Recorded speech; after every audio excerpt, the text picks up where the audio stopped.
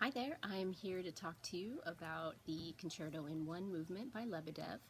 This video is designed for those students taking the California All-Southern and All-State auditions, so we will be working up until the cadenza. So when you're first starting with this, I suggest that you figure out your exact tempos for each section. Because this piece changes tempos so often, you want to make sure that you feel really comfortable and know your tempos. In the beginning, you want to make sure that you're playing very connected and legato. We have a lot of slurs marked in, and you want to just make sure that you're really connecting your notes.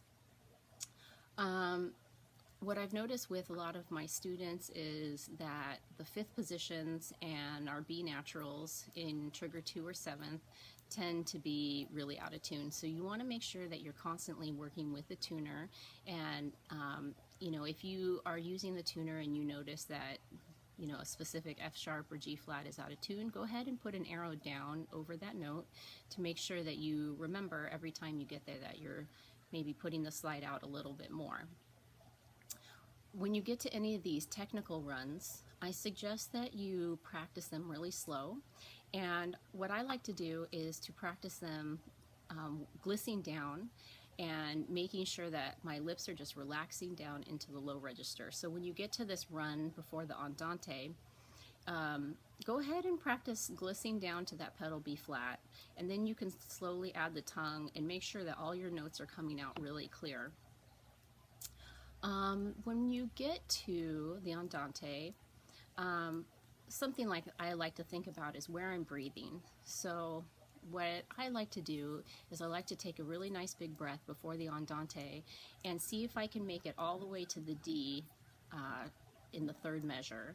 And so that way you don't want to take a breath after every dotted quarter note, because then it just kind of sounds like disconnected, and you want to make it really beautiful and connected. Let's see. All right, so when we get to 2 before the main emoso, I've noticed that that tends to be a place where people play really short. So, when you get to that B flat and then the F, E flat, B flat, you want to make sure that you're playing those really long and accented, not short and pecky. And then those 2 measures, really pay attention to the intonation. So we have all those flats, and it tends to be really out of tune. So just make sure you're thinking about that and working with the tuner. Okay, so the next measure that's coming up before tempo 1, don't be scared of this rhythm. I know it looks a little scary, but it's just 4 and triplet, okay? Actually 4E triplet 1. 4E triplet 1.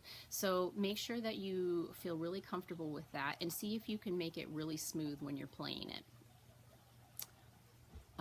Okay, when you get in a few measures later and we're in this allegro, you want to make sure that you're not going too fast. If you go too fast, then the run at the end is going to be very difficult. So whatever tempo you can do that run, that triplet run in, is what tempo you want to do the allegro. So just make sure you don't start off too fast so that when you get to that run that it gets really messy. With that triplet run, what I like to do is isolate the triplets and then put it together. So maybe take the last triplet and play da da da da, and then add the next triplet, da da da da da da da, and just add them on like that so that you feel really comfortable and you know what positions you're going to be doing. So the same thing in the next Allegro moderato.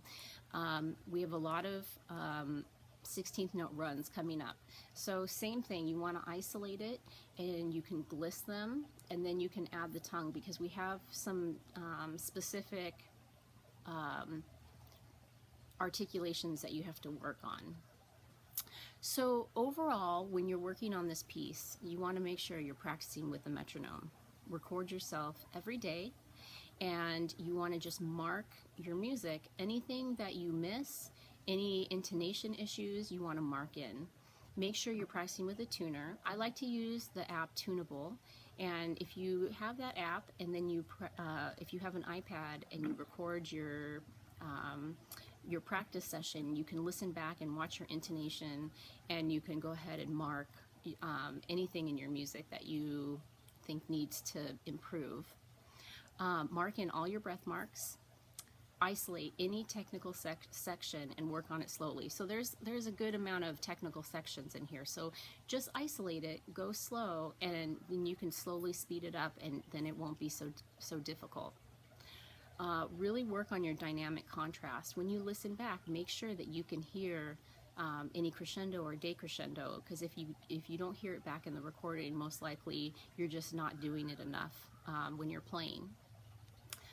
Always listen to your tone quality. Are you playing with the most beautiful sound that you can get? Is there any way you can improve that sound quality? Are you phrasing and making music? Make sure that you're not just playing note after note after note. You want to make sure that you're conveying some sort of emotional feeling, and that you're communicating with whoever's listening to you. And then, like I said, you want to just mark your music. So anything that you listen back, any mistake, you put, arrows up if you're flat on anything, arrows down if you're sharp on anything, circle passages that you need to isolate and you can come back to later. So I think, having said all of that, if you do this and you record yourself every day, I think you have a really good chance at really making this really great and having a good audition. So good luck, and I hope it helped.